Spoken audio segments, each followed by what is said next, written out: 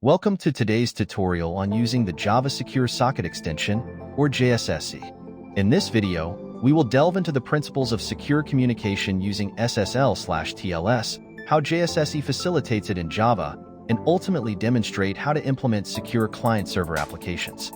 First off, let's understand the purpose of SSL/TLS. These protocols ensure that communications over a network are secure by encrypting data, thus providing confidentiality, integrity, and authenticity between applications. SSL stands for Secure Sockets Layer, while TLS stands for Transport Layer Security. Now that we have a foundational understanding, let's take a look at JSSE. JSSE is a set of programs based on Java that provides a framework for secure sockets. It enables SSL and TLS in Java applications and is bundled as part of the Java Development Kit. To set up a server and a client using JSSE, we first need an SSL key store, which is a repository of security certificates, and a trust store, which manages trusted certificates. For simplicity, we will create a self-signed certificate for this example.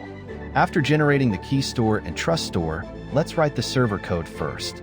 We will set up a simple socket server that can communicate securely.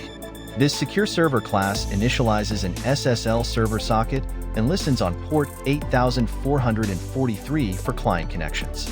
For every client that connects, it sends a greeting message and echoes back any messages it receives. Next, let's implement the client that connects to our secure server. The client will use the trust store to verify the server's identity. This secure client class connects to our server.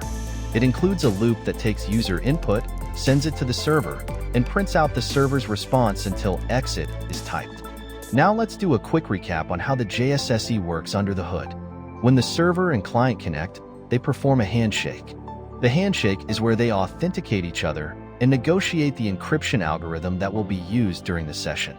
To run the example, first start the secure server and then run the secure client. You should be able to send and receive messages securely. This setup showcases a simple yet effective communication model over SSL/TLS using JSSE. In the previous steps, we kept our example straightforward, but let's briefly discuss some additional features that JSSE provides, such as support for various encryption algorithms, allowing multiple certificates, and different authentication methods. You might have noticed that the key store and trust store are represented as files here. In a production environment, it is imperative to manage and secure the key store effectively. Generally, these certificates must be obtained from a Trusted Certificate Authority, CA, rather than using self-signed certificates. Additionally, JSSE allows customization of the SSL context, making it adaptable for various security requirements. You can implement custom Trust Manager or Key Manager to handle certificate validation and key management according to your needs.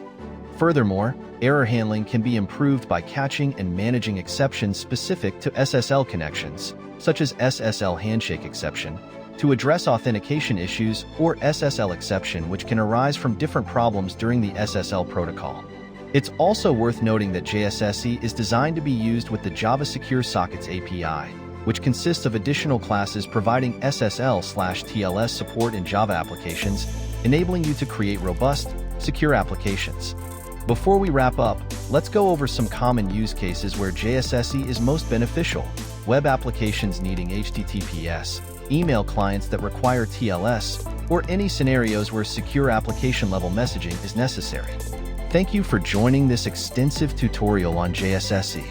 You should now have a clearer understanding of how to secure your Java applications using SSL/TLS with JSSE. If you found this video helpful, please like, comment, and subscribe for more tutorials. Don't forget to check out the description for additional resources and the source code used in this video. Until next time, happy coding!